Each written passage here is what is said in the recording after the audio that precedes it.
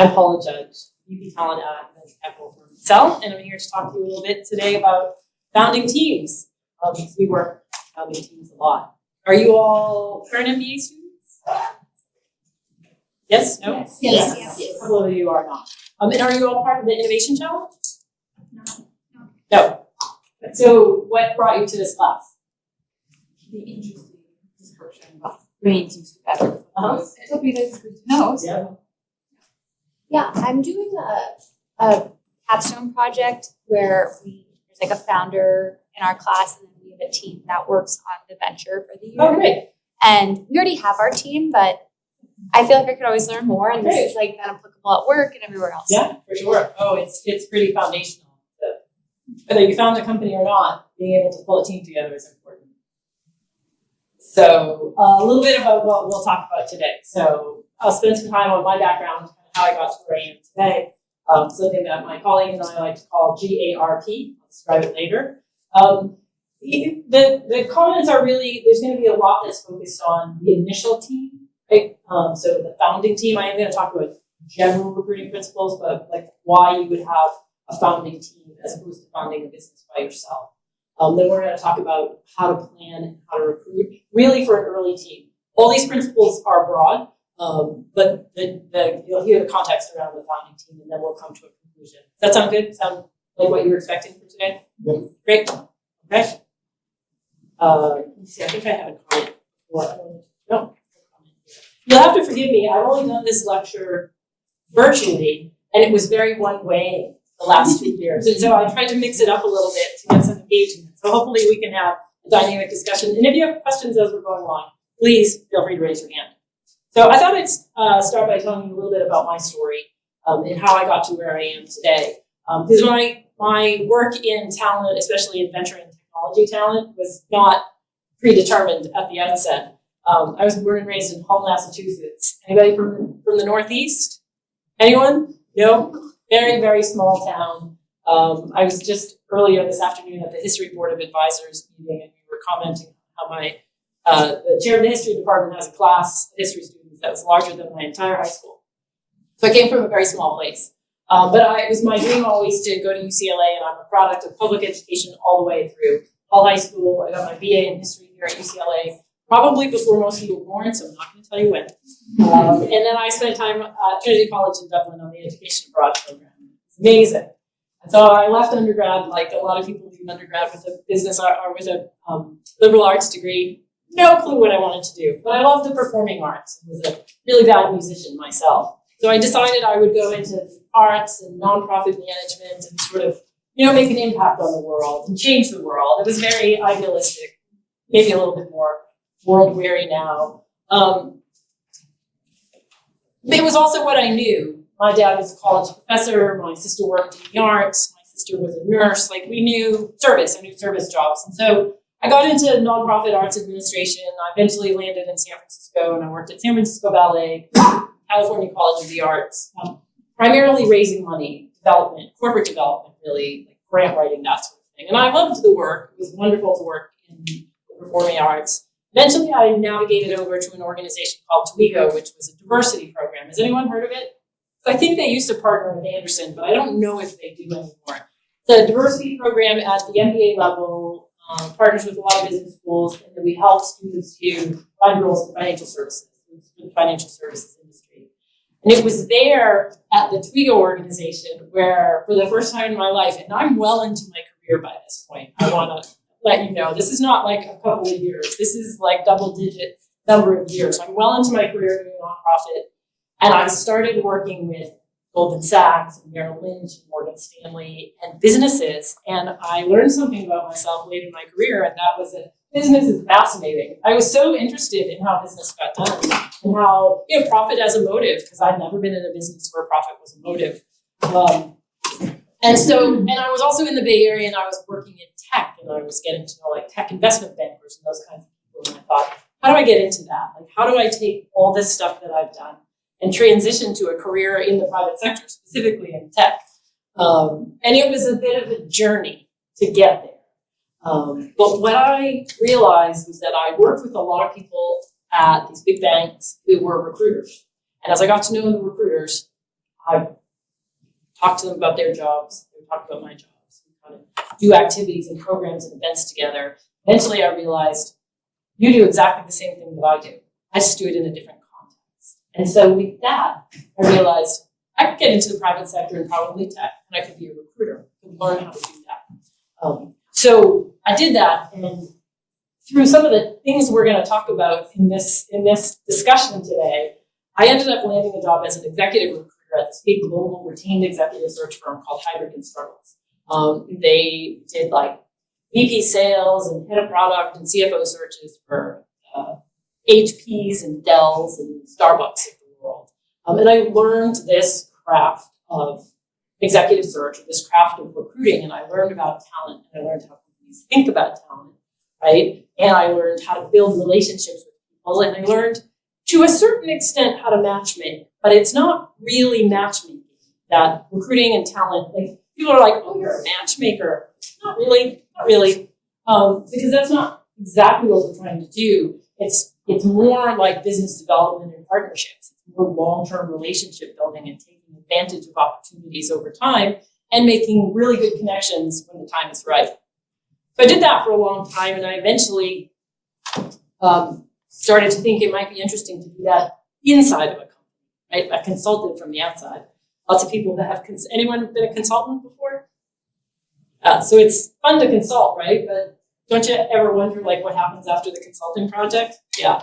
I would help people get jobs at companies, or I'd help, really more accurately, help companies hire great executives. And then I would want to go work with those great executives and see what it was like. So I ended up landing a job through a talent partner, through somebody who had my same job at a different venture capital fund. I ended up getting connected to this company called Palo Alto Networks, the high growth enterprise network security company. And I became the head of recruiting there. And I was there for 5 years as the company grew from about 1,000 employees to 5,500 employees. So 5x over 5 years. And what I learned there was how to operationalize talent. So if at Hydric and Startles, I learned bespoke talent, how to help a company scope a need, and then go find a very specific person who meets that need and close that gap. At Palo Alto Networks, I learned the not so much art, but the rigor and the discipline of operationalizing it. Hiring, by the time I left, we were hiring somewhere between 400 and 500 people a quarter. So between 1,600 and 2,000 people every year. In the time that I've been gone, I left here 4 years ago, I think they might be hiring 5,000 people a year. Right? You need to build some real muscle under that. And then 4 years ago, I landed over at Accel, doing venture talent. So my job is to do two things: help companies figure out what talent problems they're trying to solve, and then build a really robust network, and then try to bring the two of those together. I'll talk a little bit more about Accel in a minute. I also super involved with UCLA, the Anderson School, the Easton Center specifically. Do you all know Terry Kramer at the Easton Center? Yeah, Terry was a client of my boss's at Hydric and Struggles. Did you know this? No. A long time ago. He and my boss went way back, and I met him. Well, I had been on calls with him before, back way before we did video calls. And so I knew who he was, and then I met him at a UCLA event 4 years ago, maybe, and that's how this all came back together again. So there's your advice about network building. I'm going to talk a lot about network building, but it's real. Like, we had a relationship with Terry a long time ago. I was pretty junior and kind of in the background, but he remembered me, and I remembered him, and we've been having a great time ever since then. So I am vice chair of the Chancellor Society, which is an annual fund for UCLA, and a member of the History Board of Advisors. So I'm a big UCLA fan and promoter. But today I work for Accel. Has anyone ever heard of Accel? Any familiarity? It's I want to just read kind of our little summary. Accel is a global venture capital firm that is the first partner to exceptional teams everywhere, from inception through all phases of private company growth. So our real approach to venture capital investing is to identify entrepreneurs and build relationships early on. And today, as an investment fund, we have vehicles that enable us then to fund those companies through every phase of growth: early stage, classic growth, and late-stage growth equity. Atlassian, Bumble, CrowdStrike, TJI, Fiverr, Flipkart, Freshworks, Qualtrics, Segment, Slack, Spotify, Squarespace, Tenable, and UiPath are among the companies Accel has backed over the past 35 plus years. We help ambitious entrepreneurs build iconic global businesses. You can see that we've been, 2023 will be our 40th year. Over 1,000 investments globally. We have a fund in the US, we have one in London, one in India. We invest separately, and then one large fund we invest collectively. 130 IPOs and 31 partners globally. Math, I'd like you to think about for a minute. Those of you who are wanting to, are entrepreneurial, make you like to start your own company. Over 1,000 investments and 130 IPOs. The success rate of venture-backed startups is low. Now, that doesn't include M&A transactions, and that number is very high. So there's a lot of successful companies, but getting from inception through IPO is hard. Getting started in the right place is important. Any questions so far? Of the companies that failed, what is there any commonality? So situational. So many different things can go into that. We can talk a little bit more about it later. We'll definitely talk about it in the context of the team. This team is one. You can have the greatest idea. Great idea, bad technology. Great idea, good technology, bad timing. Great idea, great technology, good timing, small market. Right? Great idea, good initial traction, poor execution. Like there's so many different ways a company can go wrong. I don't think we couldn't really look at like, oh, there's a theme or there's this one theme that rides through all of them.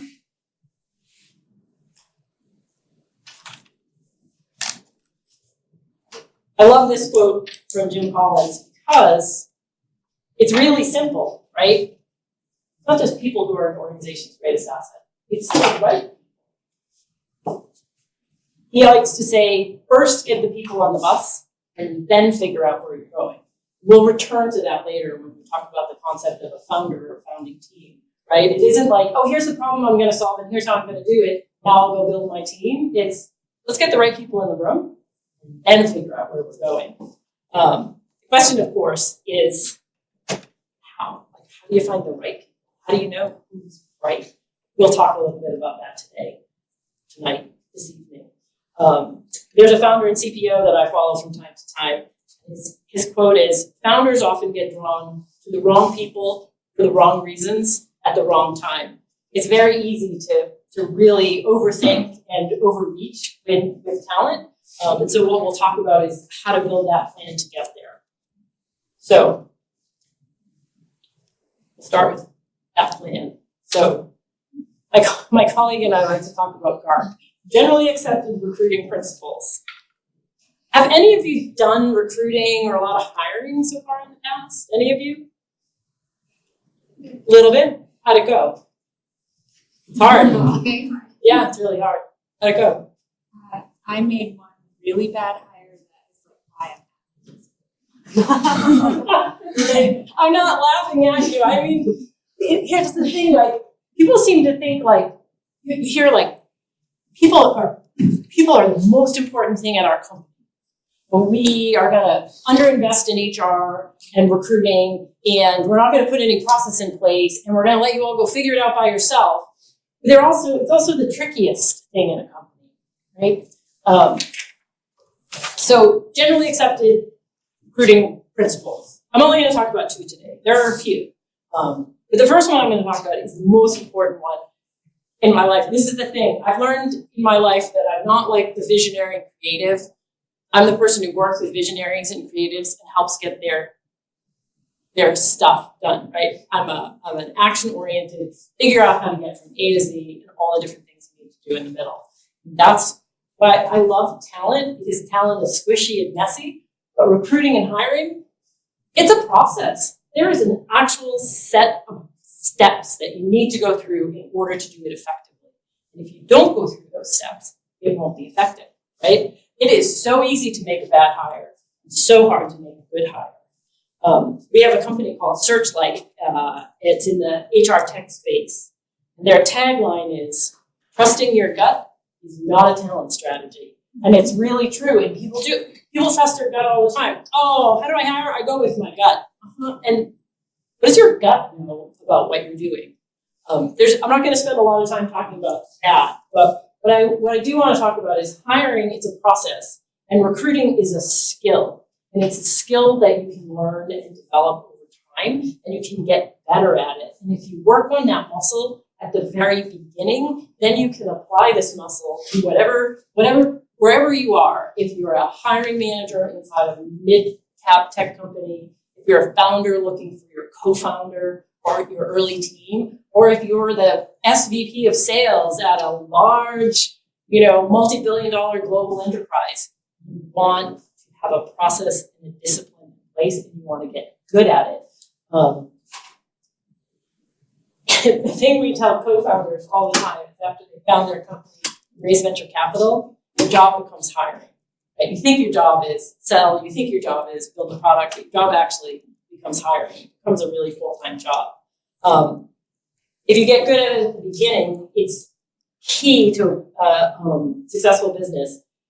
Hiring the wrong person for the wrong reasons at the wrong time, if it's your first hire or your 500th hire, it's expensive, it's hard to unwind, and it can be really detrimental to your business. So hiring is a process. This is one of my favorite recruiters that I follow on Twitter. Hiring great people isn't complicated, but it isn't easy. And I kid you not, I say this every single day of my life. I've been saying it every single day of my life since I joined Hydrogen Struggles in 2006. So it's been a long time. It isn't complicated, but it isn't easy. Questions? This is it. This is the hiring process. You can add more layers to it. There are 4 fundamental steps you need to go through. The first one is that you need to have a plan. That's what most people don't have. When I worked at Palo Alto Networks, my recruiters called me one day and said, Paula, struggling so much with this hiring manager. I called him and I said, I want to sit down and I want to talk about how we're going to approach this new rec. He was like a sales director in the Northeast. I want to talk about the role. I want to talk about what you're looking for. I want to talk about what our recruiting strategy is. I want to put a plan in place. And he said to her, Stace, I need a rep. How hard can it be? And so literally you had a recruiter whose job was to go find a rep. The hiring manager wouldn't talk to her about what he was looking for. He had no plan. He struggled. No lie. He struggled in the business. He struggled to hit his quota because he couldn't stop and put a plan in place. And this is a really important part of the hiring process. And whether you're, again, a hiring manager in a mid-cap tech company or if you're founding a team, you need a plan. Your hiring plan, your talent plan, that's actually your business plan. Just before the pandemic, I think it was a Tech Plus Society conference that Terry did. Last time it was in person until this Friday, which is the next Tech Plus Society conference.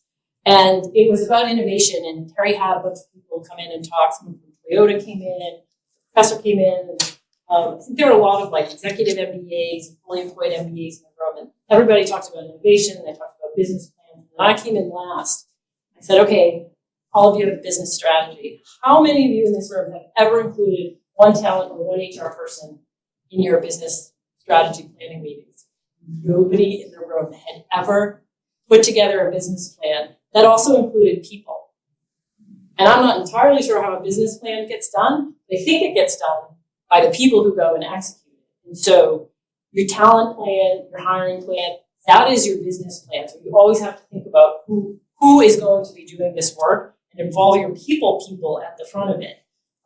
Back to Jim Collins, first get the people on the bus, then figure out where you're going, right? So you need a plan.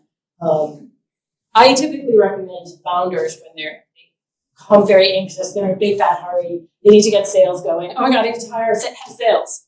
Okay, what is the problem that you're trying to solve, right? What do you need a head of sales for? Obviously to sell, but what is the problem? Are you selling, but you're not supporting? Do customers not want your product? Do you not find customers? Because sales is a tactic. Marketing might help you find customers too, right? Demos might help you find customers. Maybe you're approaching the wrong folks. Maybe your strategy's not right. take a product management approach. What is the problem that you're trying to solve? And then put a plan together on how to solve that problem. Then there's recruiting. Recruiting is the tactical part of taking your business plan or your plan and putting it to work out in the market, right? We need these kind of people who can do this kind of work and solve this kind of problem. Now I got to go find them. LinkedIn, I got to go to networking events. I got to bring people into the process. You need to have assessment in your hiring process. You have to have a plan to assess against your plan. That's a terrible sentence, but you know what I mean? You've got a plan, you've got a recruiting plan, you're trying to solve a problem. How will you know if the people coming in are right? You have to have very disciplined assessment. Then there needs to be a process to actually get people closed and on board. These are the 4 really critical steps. All of them have sub-steps, but this is it. When I would do this training or when I would do talent trainings with the sales organization, I would put this up there and I would just say to the salespeople, what does this look like? What does this look like to you? If it didn't say hiring at the top, what would it look like? It's a sales process, basically. You don't just show up at a customer and ask them to buy your product, right? You have a really disciplined plan in place. And that's how you get there. In sales, recruiting, like sales, like marketing, because it's funnel-based, right? You have to go out in the market. You have to entice people. You have to bring them through. You need a process.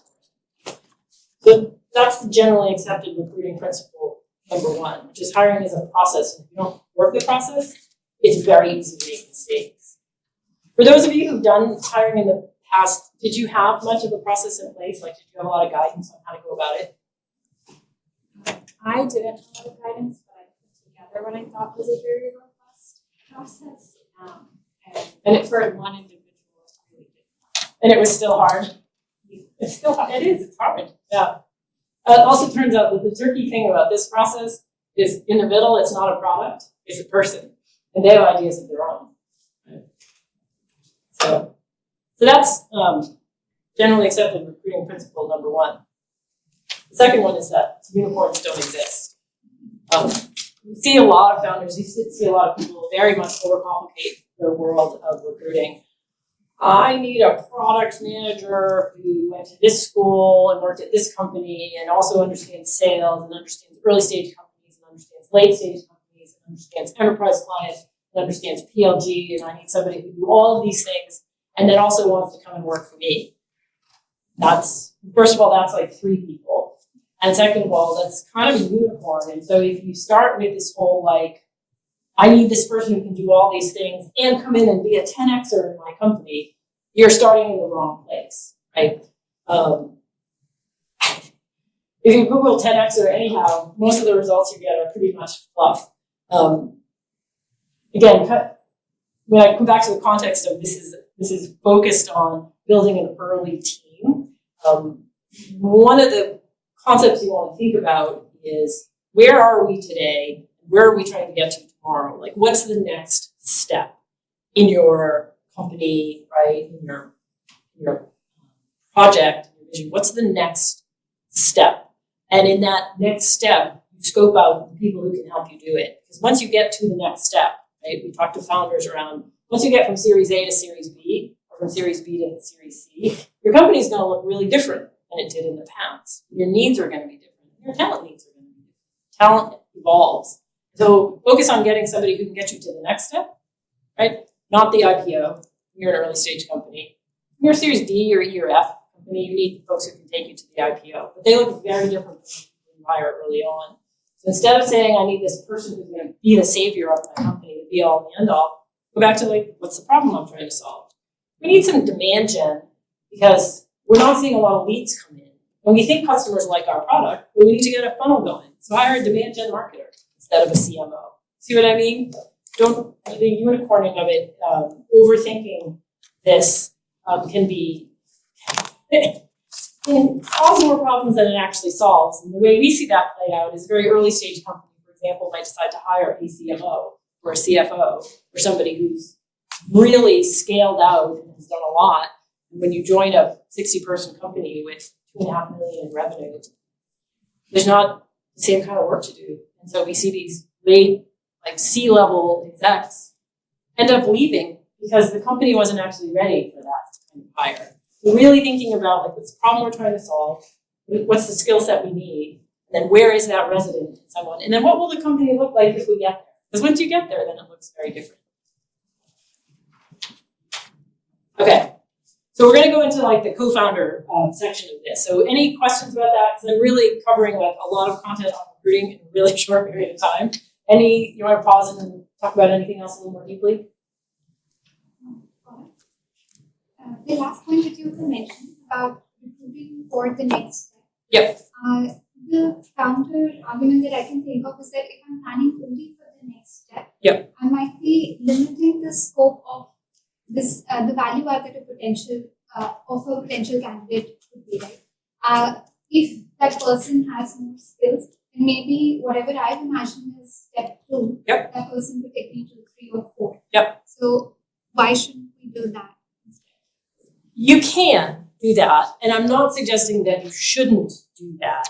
But if you are over optimizing for where else can this person take us and what else can they do, you'll miss the opportunity to find the thing that needs to get done, right?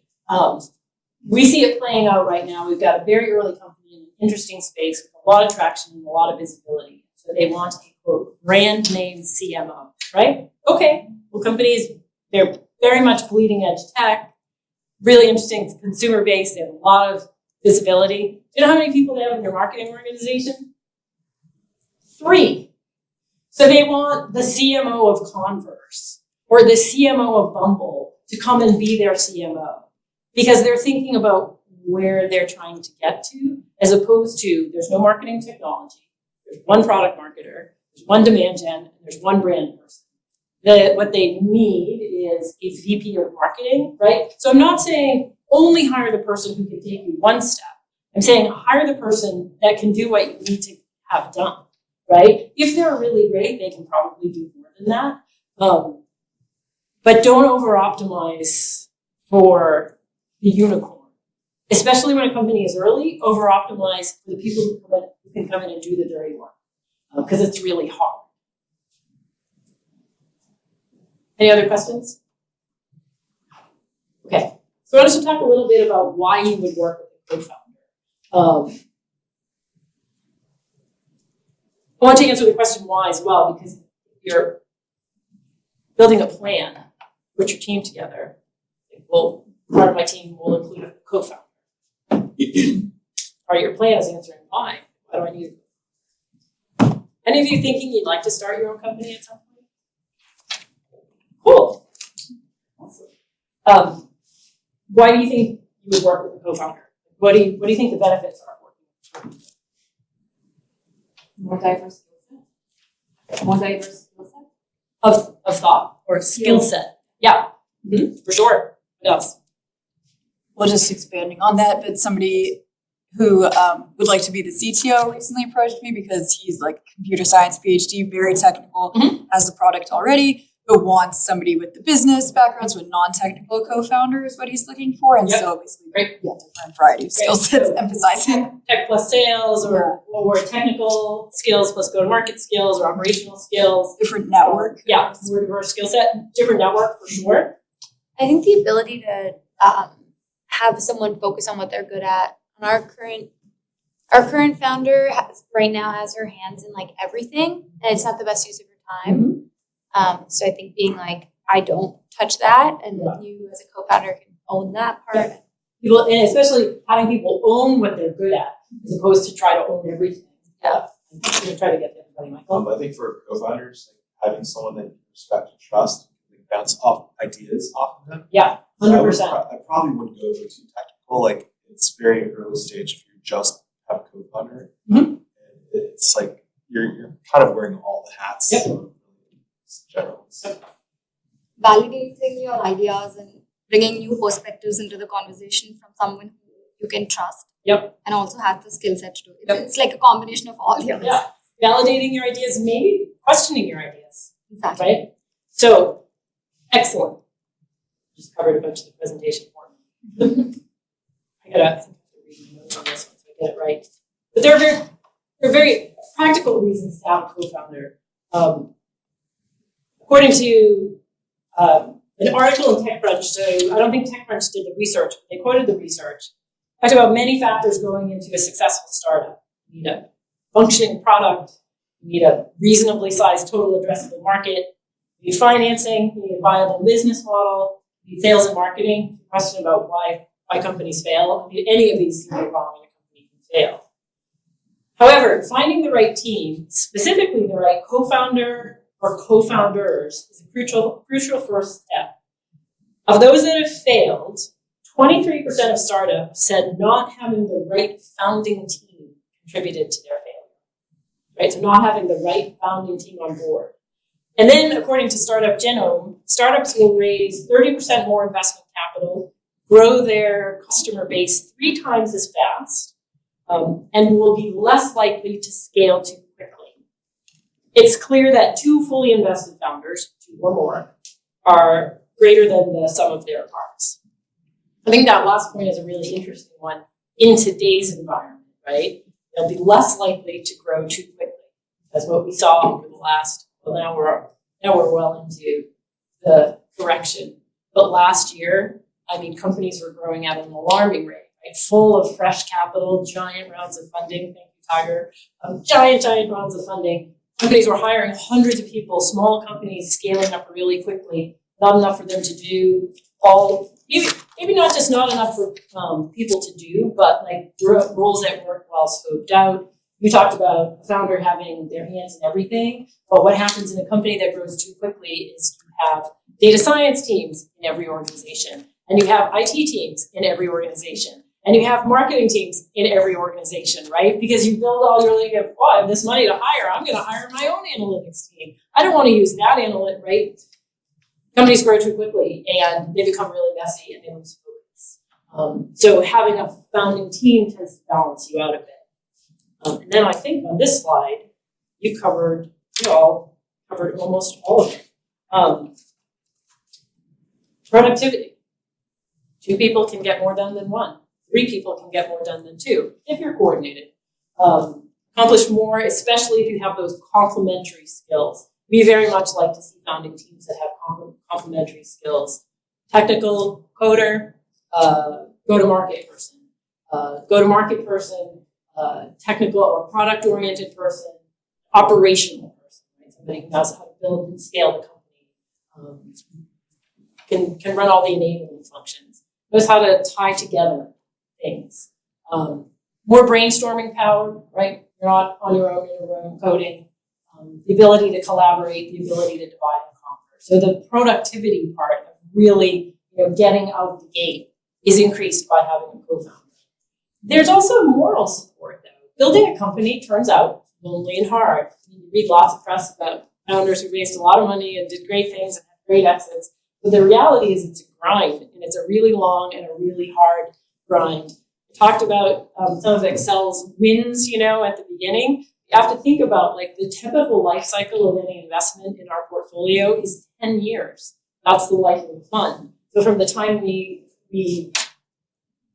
make the first investment, we would expect a return a decade later. It's nice to get them sooner. Sometimes you do. Sometimes they take longer. One company was in one of our funds, and it was 17 years before it exited.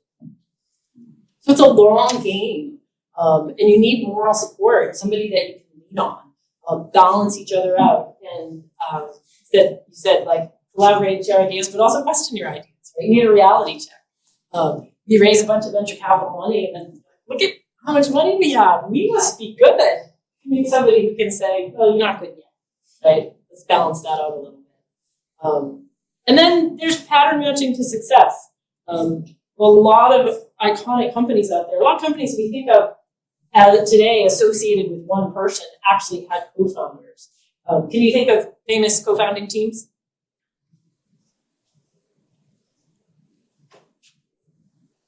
Apple. Yeah, Apple, for sure. We think about Jobs, but it was Jobs and Woz. And actually, I think there was a third person early on. It tends to get written out of the history. But it's Jobs and Woz for sure, right? And they were 2 very, very different people. Microsoft, yeah. Gates and Allen, right? Yep. Google, Larry Page. Larry and Sergey, yep. Anyone else? PayPal had a bunch. PayPal had a mafia. They're now known as the PayPal mafia. They may be involved in another company today. I'm not sure if you've been following. PayPal had a bunch. More here, I think. Ben and Jerry. Procter and Gamble. Def Jam. Together. Russell Simmons and he had another guy with him. But Def Jam. Rick Rubin and Russell Simmons. 23andMe. Linda Avey and Ann Wojcicki. So companies that really have broken out and become like iconic companies, Hewlett and Packard, right? Microsoft we talked about. And I'm definitely biasing to tech here, but take it past tech and there's going to be all kinds of companies that had at least 2 founders.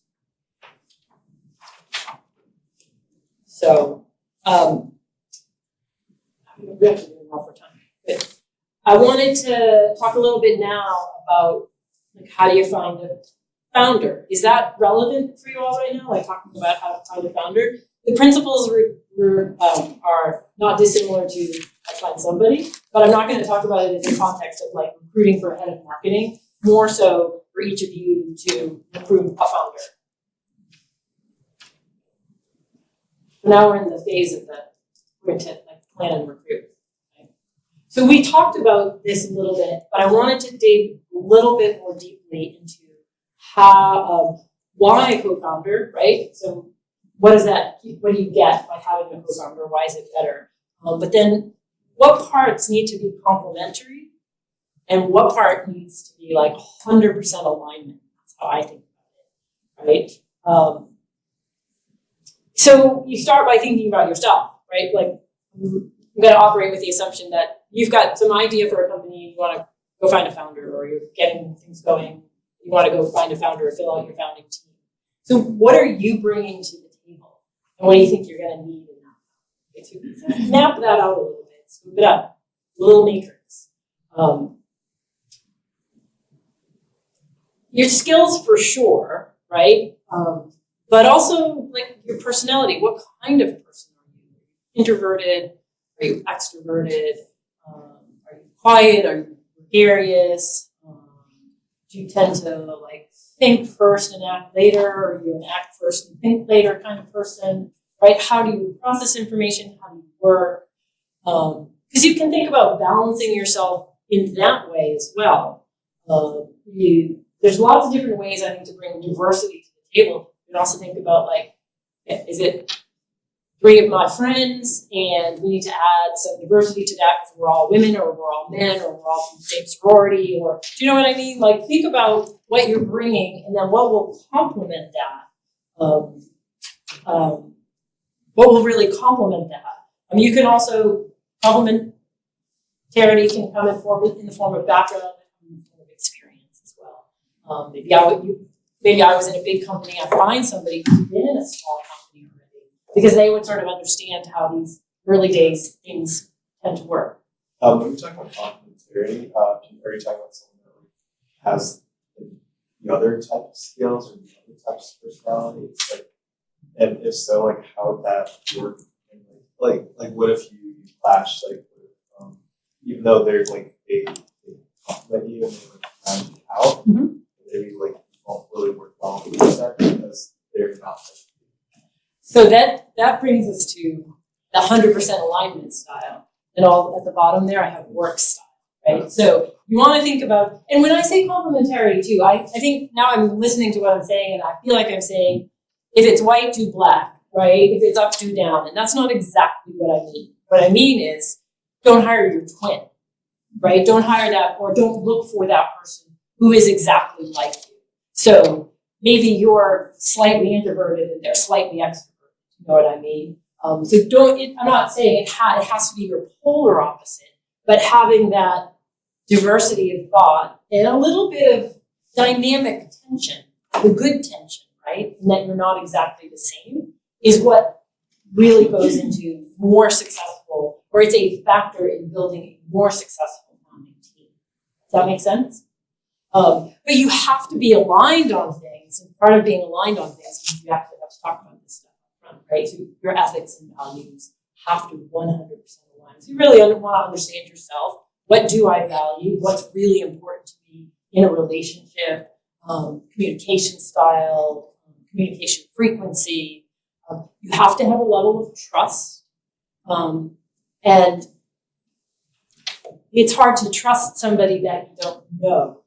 So on some level, you have to be able to, you either have to know your co-founder or have a way to get to know them, right? A level of trust.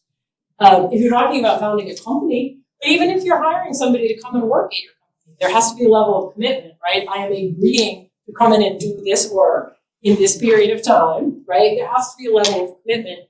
And I do think for a startup, commitment and work style are both very, very important. Back to the prior comment, startups are hard. I mean, it's a grind. We have founders in our portfolio probably still have their hands in too many things. But I mean, I'm hearing from them Saturday morning, Saturday afternoon, Saturday night. Can you catch up on this tomorrow morning at 9? So I'm taking calls all weekend long. People are working all the time to get their ideas up and off the ground. You might not want to work that way, right? You might want to work differently. Make sure you're aligned on that, right? You might want to stop at 60 hours a week, or you might want to try and build something at 40 hours a week because you have other things that are important to you. These are the things that are important to talk about up front. Any other questions on that? Just kind of curious, like how you would advise people to have those conversations. Like, I feel like someone can say, like, these are my values, and it's hard to actually. I mean, I think your point to like working with people first is obviously like the best way, I think. But if you don't have, all that history with someone, to have like an exercise or like something that you suggest to kind of get that real conversation going. So what, to make sure I'm hearing this properly, what I'm hearing is somebody saying, these are my values, but those values are not actually playing out in the work that's being done. Yeah. My personal belief is that company or group or project culture values are how work gets done. That's what your values are, how your work gets done every day. Everything else is just window dressing. All the other stuff they're talking about, those are just words. If you're aggressive, if you're impatient, if you take control of everything, then how work gets done in your place is aggressive and impatient and taking control over everything, right? I worked for a company that used to always say, like, we're innovative. Innovation is one of our core values. But every day, really great ideas would get quashed, and they would get quashed, and they would get quashed because we had gotten successful, and then we became reality as we were really risk averse. We weren't innovating at all. So you can't just put it on the wall, and how you have to look at how work is getting done. Patty McCord at Netflix, she wrote the famous Netflix culture deck. I don't know if you've ever seen it. It's an interesting deck to read, though, because Netflix kind of lived their values. I'm not saying they were the right values. I don't think I ever would have been happy working at Netflix personally, but you knew exactly what was expected of you at that place. And she also talked about culture being who gets promoted and who gets rewarded, right? Because if the biggest jerk in the company gets promoted, then the value is be a jerk. You get promoted, right? Whatever behavior is allowed and encouraged and incentivized, that's the culture.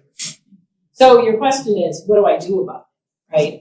I think you have to find a way to like have a conversation around, maybe it's even framing a little bit around, how can we do this more effectively?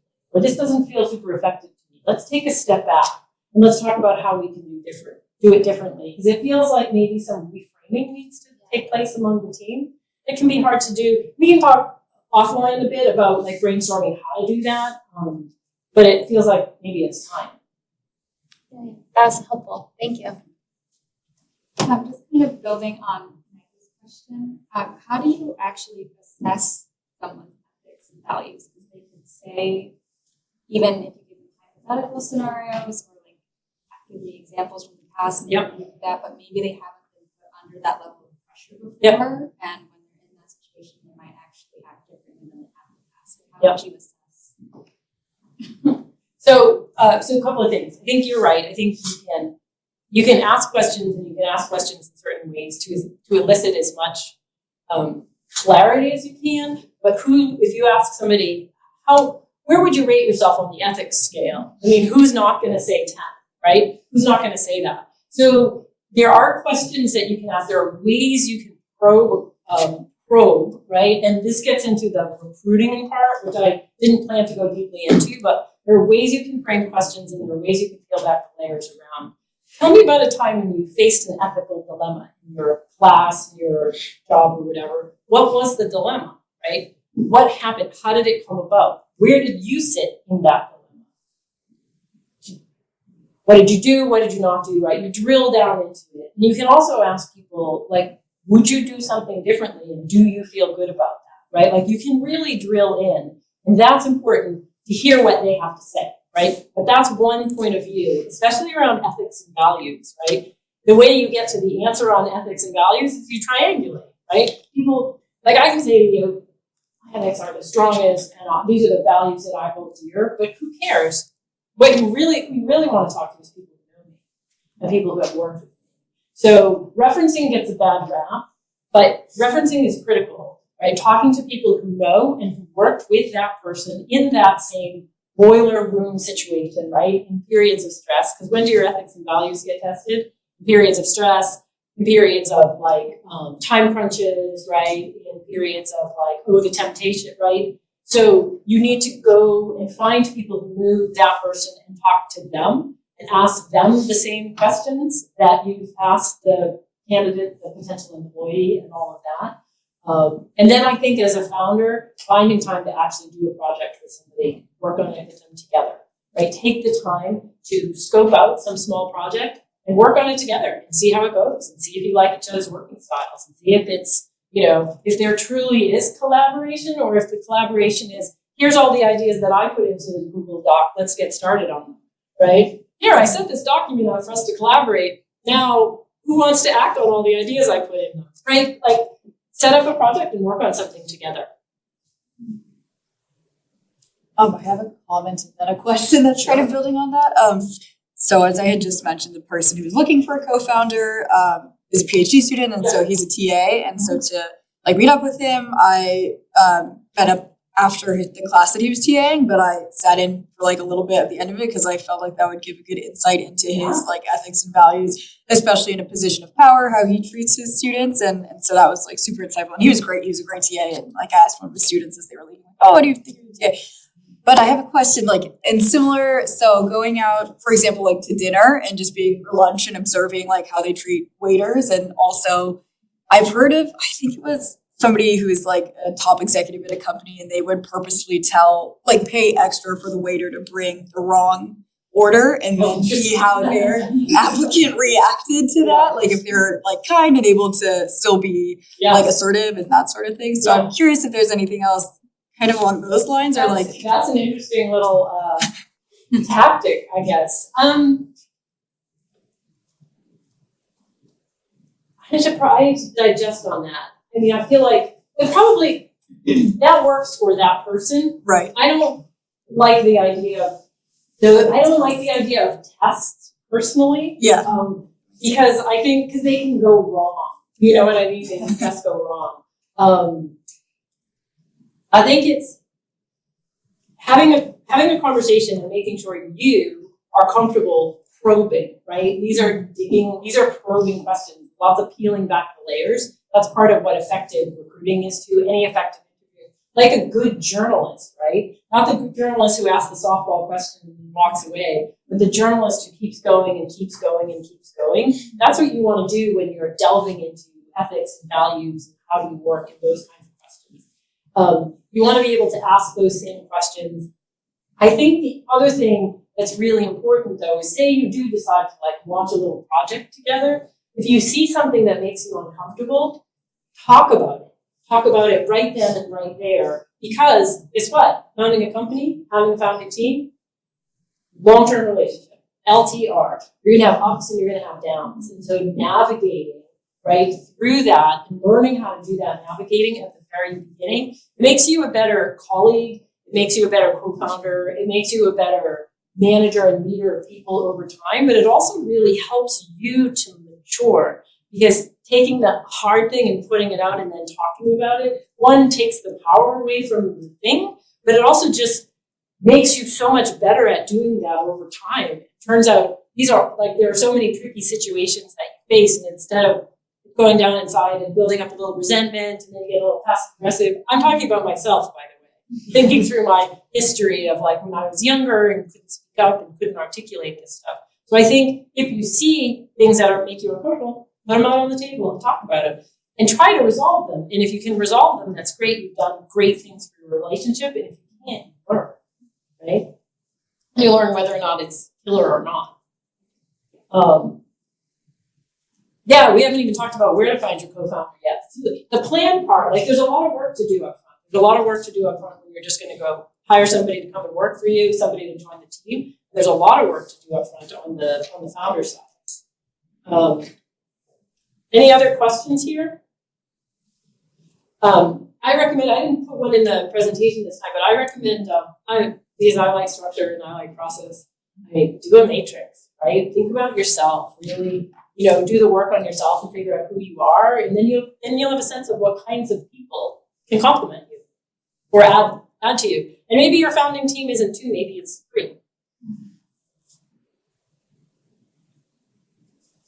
Okay, so Daniela, you talked about a CTO type has come to you. Mm-hmm. How did he know who you are? How did he find you? I think he posted or emailed about it to the Anderson Entrepreneur Association, and then they posted in all Anderson. Yeah. And then I had emailed and LinkedIn messaged him, but he's super busy. He is like a 2-year-old in addition to all the other things. And so I found out that he teaches a class, and then I showed up, and I think that also proved to him that I was like really interested in that. Awesome. I love that. Yeah. That's great path. I was trying to figure out how to visualize this part of the conversation, and I thought about it in terms of like Venn diagram or overlapping circles, and I don't think this is quite the right visualization, so I did another one. Have any of you used Miro? Do you know Miro, collaboration tool? We invested in Miro, one of our companies, so I'm also doing a shameless plug for Accel companies right now. But I like this. This feels better about how you find somebody. It's a mind map. And I could probably make it better. I did this in like 3 minutes. I think we could make it better over time. But I guess where I'm going with like how to find a founder is, I guess where I'd start is be open to the fact that you might already know them, right? Because we talked about trust, we talked about values, we talked about complementary skill sets, right? We've talked about a lot of stuff that's not like surface level, right? Like this is fairly deep stuff. So it can be kind of hard to build that with a stranger. I'm not suggesting that you can't. I'm just saying let's start with be open to the fact that you might know somebody. And so part of how you find a founder is you map and you mine your own network, your own relationships. And like I said, maybe it's concentric circles, right? Maybe it's a little bit of a mind map. But I think you're here at Anderson. I just did a quick little Google search on Anderson Business School clubs. There's 58 of them at Anderson alone, right? And so you want to find someone who's kind of like you and kind of different from you, right? But also somebody who might be inclined to start a company, so classmates, right? And then Anderson sits inside of UCLA.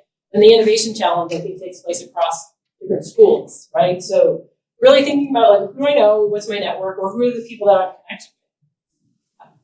I put family and friends of friends on there, coworkers on there for very specific reason, which we'll talk about in a minute. Family, friends. I personally would never, anyone in my family, they're just not made that way, but people have done it, and they've done it very successfully. We'll talk a little bit about that. Coworkers, clubs and associations.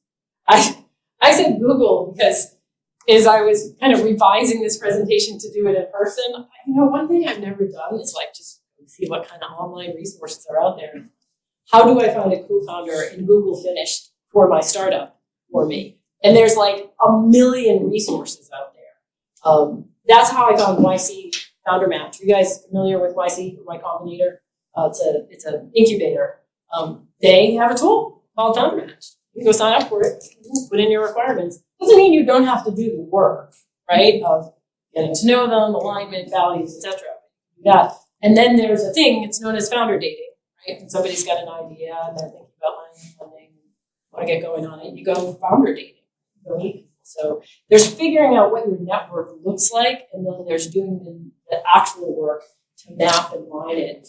And I visualized it this way too, right? You could kind of, I was thinking another way to visualize it is like people I know and people I don't know, right? Because you could have slightly different strategies for each of them. But I started with you as the founder.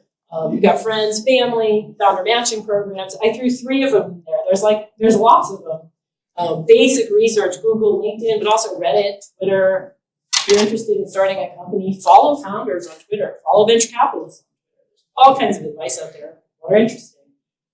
Oftentimes on Twitter, founders are saying, my DMs are open. DM me, reach out to me, right? The invitations are there. If you need a technical founder, go to where the technical people are, right? GitHub, Stack Overflow, it's like 100 million people on Stack Overflow. Meetups, go to a meetup, host a meetup. Hey, I'm looking for technical, I want to do a meetup on this particular topic because that's the topic you're trying to solve for, that kind of thing. Clubs and associations, UCLA, Anderson, all your classmates, and like kind of thought about the different ways you can map your classmates, and then your coworkers, right? Not just the technical talent, engineers, product managers, go-to-market strategy, people who work on projects. Like, really think about that big universe, and then you have to get to work. Right? Reach out to people, initiate conversations with them. There's a quote I want to read to you. This really pertains to like family, friends, coworkers, classmates. Founder of Equity Zen said, if I couldn't find one smart, driven individual within my network to quit their job and join me in starting this company, what did it say about the prospects for my company? Right? Because this is also you working on your pitch a little bit. Right? So identifying either there's somebody I already know, you take them to coffee, invite them to lunch, have a conversation about what you're trying to do, or there's people you don't know, and figure out how to get to know them. I'm a big fan of the warm introduction. My world is about warm introductions, right? Sorry, you don't have a name tag. What's your name? Andy. I know Andy. Andy knows. Hiya. Hiya. Hey, Andy. I'm interested in getting to know Hiya. Would you introduce me to her? Yeah, see that? Warm introduction. Yeah, all the time. So think about, identify people who maybe you're not connected to, but how are you connected to them, and ask your friends for a warm introduction. If they won't give you a warm introduction, that's fine. Move on, right? Try to find another path. You can always go cold, but warm introductions have a lot of value, especially in the world of startups. Doing that also builds your muscle and builds your skill set in doing that, because part of launching a company is you got to go find customers, you got to go find employees, you got to build relationships, you have to do all these things and build that muscle of identifying people and bringing them into your vision. Gives you a chance to practice what it is you're trying to do as well. Any questions? Think about where you hang out and where your co-founder might be hanging out. Physically or virtually, right? If it's a sales and marketing person, where are they? If it's a health tech company, because you're trying to solve some health tech problem, where would that person be? And get yourself into that particular situation, right? If it's technical, maybe they're hanging out on GitHub or Stack Overflow. And then, like I said, Y Combinator. If you haven't looked at Y Combinator either, like it's a great source of lots of information about startups, launch companies. I mean, that's a seed funding organization. That is all they do is pump out new companies. They're funding a lot nowadays. I was just at a Wednesday. Last week, I was at an event in San Francisco for some of our newly funded companies. So Seeds and Series A. These are very small companies. When we brought in Steve Bartel, the founder of Gem, he founded it with a co-founder, someone that he knew, but not that he had not worked with before. And he talked about a couple of things. One, once you found a company, your job is hired. Talked about that, about getting good at it. Oh yeah, he has a blog too, but how they built their company, how they hired for it. And they had a really interesting approach. I think it's linked in my resources page. But Steve talked about founder dating because the person he wanted to start the